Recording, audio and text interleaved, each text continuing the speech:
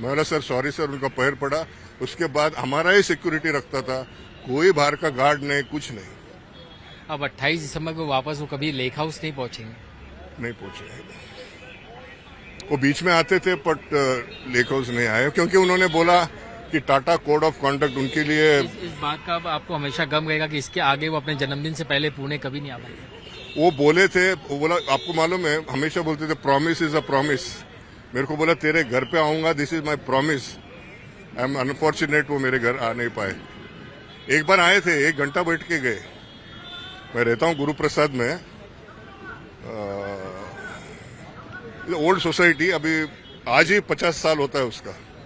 काफी गम आपके लिए, मतलब वो क्या एक शख्सियत जो है वो क्या एक भगवान बराबर है? किस तरीके से आप उनको देखते हैं? आपके नजरिए में रतन टाटा क्या शख्सियत? भगवान है मेरे लिए, इसके आगे कोई वर्ड नहीं है। भगवान है और मतलब पिता समान है, आशीर्वाद देते हैं। और मेरा तकलीफ जो भी है थोड़ा बहुत उनको बताने से वो सोल्यूशन भी देते थे।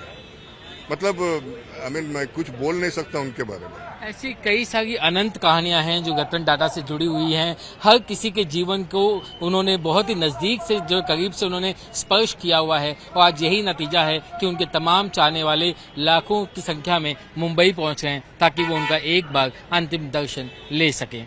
जानकर हम सबको बहुत दुख हुआ कि ये अभी नहीं रहे, लेकिन बहुत बुरा लग रहा है कि रतन टाटा जी जो है वो हमारे हृदय पे, मतलब सही कहो तो सही में वो राज कर रहे थे। जो भारत की अर्थव्यवस्था को उन्होंने देश और विदेश में इतना उन्होंने आगे बढ़ाया, नाम किया। आज पूरा देश श्रद्धा से जब भी टाटा ग्रुप का नाम आता है तो मन में एक बहुत बड़ी एक सम्मान की भावना आती है।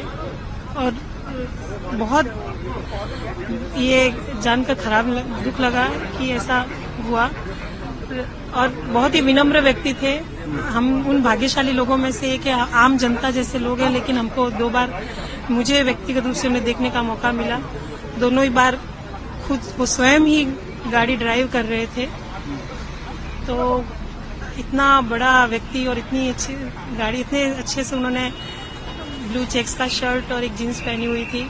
और जब ताज होटल के बाहर वो आए तो उन्होंने चाबी दी, दरबान का पीठ थपथपाई। दोनों ही बार मैंने यही दृश्य देखा था। तो ये सबके लिए बहुत ही एक सीखने वाली बात है कि इतना बड़ा व्यक्ति, इतना विनम्र, जिसने लाखों लोगों को रोजगार दिया, आज देश की अर्थव्यवस्था में इतना बड़ा नाम किया। और सही में कहूँ तो एक पारसी समुदाय से जो आज रियल में जो कहते हैं कि वो दूध में शक्कर की तरह घुल गए, आज पूरे पारसी समुदाय का आज मतलब नाम गर्व से, और पूरे भारत समाज का, पूरा एक देश का नाम जो उन्होंने ऊपर किया, उनके लिए अभी शब्द भी कम पड़ते हैं, क्या कहें उनके लिए। लेकिन बहुत थोड़ा उनका आशीर्वाद और थोड़ा समय रहता, इस युवा पीढ़ी को थोड़ा और मार्गदर्शन दे पाते, भगवान से ये प्रार्थना थी। लेकिन कहते हैं कि जन्म और मृत्यु दोनों जब जन्म लेते हैं उसी समय तय हो जाता है। लेकिन हमारी अश्रुभूषित श्रद्धांजलि है रतन जी साहब को।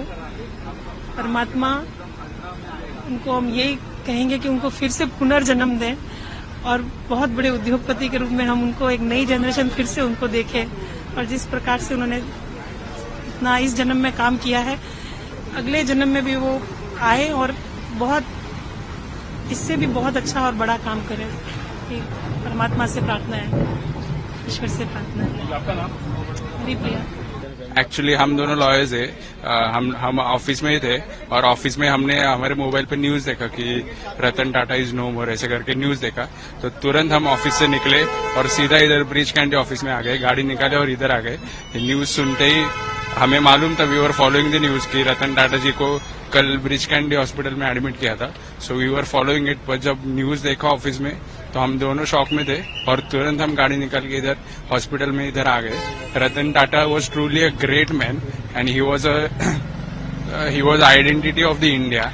उनके बहुत इंसिडेंसेस हमने पढ़े, सुने और उनसे हम प्रेरित भी होते। हम यंग जनरेशन उनके लाइफ लेसन्स को फॉलो करते कि कैसे उन्होंने अपने खुद की लाइफ लीड की और कैसे एक बिजनेस इतना बड़ा डेवलप किया।